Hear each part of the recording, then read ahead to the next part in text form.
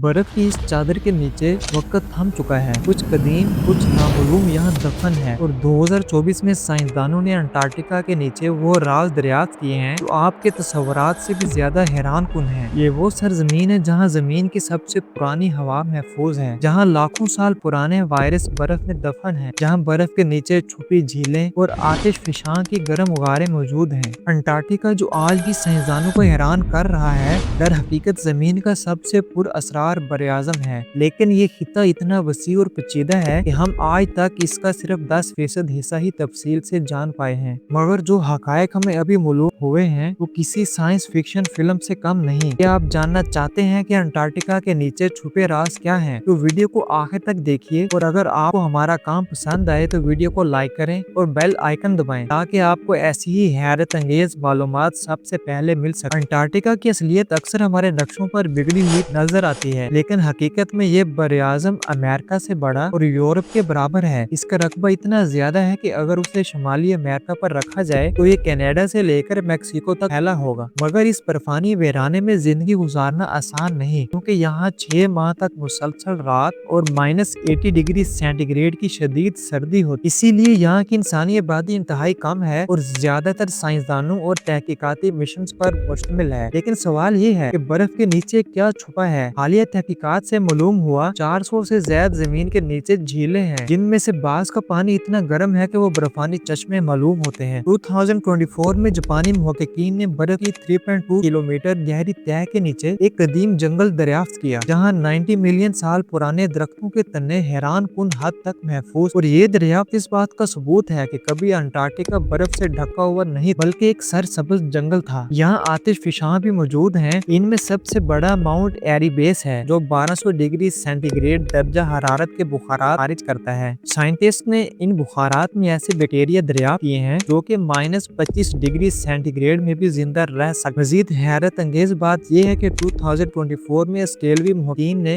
Antarctica की बर्फ के नीचे ताबकारी से एनर्जी हासिल करने वाली फंगस दरियाफ्त की है, जो खला में जिंदगी के इम्कानात पर तहकीक के लिए इंतहाई अहम समझी जा रही है। मगर ये सब कुछ नहीं, अंटार्कटिका के नीचे दुनिया की सबसे गहरी खाई डायमंड ट्रेंच भी मौजूद है, जो कि 4.7 किलोमीटर गहरी है। इसका मतलब है कि माउंट एवरेस्ट से भी ज्यादा गहरी। लेकिन अंटार्कटिका की सबसे हैरान करने वाली दरियाफ्त वो है जो 500 किलोमीटर चौड़ाई वाले शहाब साकिब के रिलेटेड है। 2023 में तहकीक से ये प्रूव हुआ कि वही शहाब साकिब था जिसने 252 मिलियन साल पहले पर्मियन ट्राइसेक मधुमीत को जन्म दिया था। इसमें जमीन की 81% समुद्री और 70% जमीनी हयात खत्म हो गई। अगर ये सच है तो इसका मतलब है कि अंटार्कटिका जमीन के सबसे बड़े तबाहकुन वाक़ये का राज छुपाए बैठा है। इस बरआज़म के नीचे छुपे वाटर में 15 मिलियन साल पुराने वायरस भी दरियाफ्त हुए हैं जो आज भी जिंदा हैं। साइंसदानों का कहना है कि अगर ये वायरस बाहर निकल आए तो वो दोबारा मुतहरिक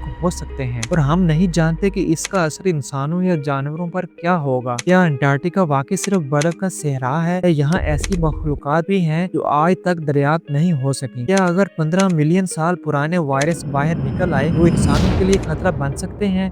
2030 तक साइंसदानों को खदशा है कि अंटार्कटिका हर साल 400 अरब टन बर्फ खो देगा। इससे समुद्रों की सतह 2 मीटर बुलंद हो सकती है। मगर 2024 में MIT के मुहक्किकीन ने एक ऐसी टेक्नोलॉजी तैयार की है जो पिघलती बर्फ को दोबारा जमा सकती है। इसी दौरान मेन टेक कंपनियों ने अंटार्कटिका में सोलर पावर डेटा सेंटर तमीर करने का मंसूबा भी बनाया है, जो कि 100% क्लीन एनर्जी पर काम करेंगे। और ये सब दरियाफ्तें प्रूव करती हैं कि अंटार्कटिका सिर्फ बर्फ का वीराना नहीं बल्कि जमीन का सबसे बड़ा राज है, और शायद हम अभी तक इसके सिर्फ चंद राजों से पर्दा उठा पाए हैं। क्या इस बरआज़म के नीचे मजीद हैरान कुन हक़ाइक़ छुपे हैं? या अंटार्कटिका हमें माज़ी के साथ साथ मुस्तकबिल की भी झलक दिखा सकता है? ये वो सवालात हैं जिनके जवाबात साइंसदान आज भी तलाश कर रहे हैं। अगर आपको ये वीडियो पसंद आई है तो इसे लाइक करें, अपने ख्यालात कमेंट्स में शेयर करें, और ऐसी ही मजीद हैरत अंगेज वीडियो के लिए ग्लोबल हिस्ट्री को सब्सक्राइब करें। Thank you for watching. Allah Hafiz.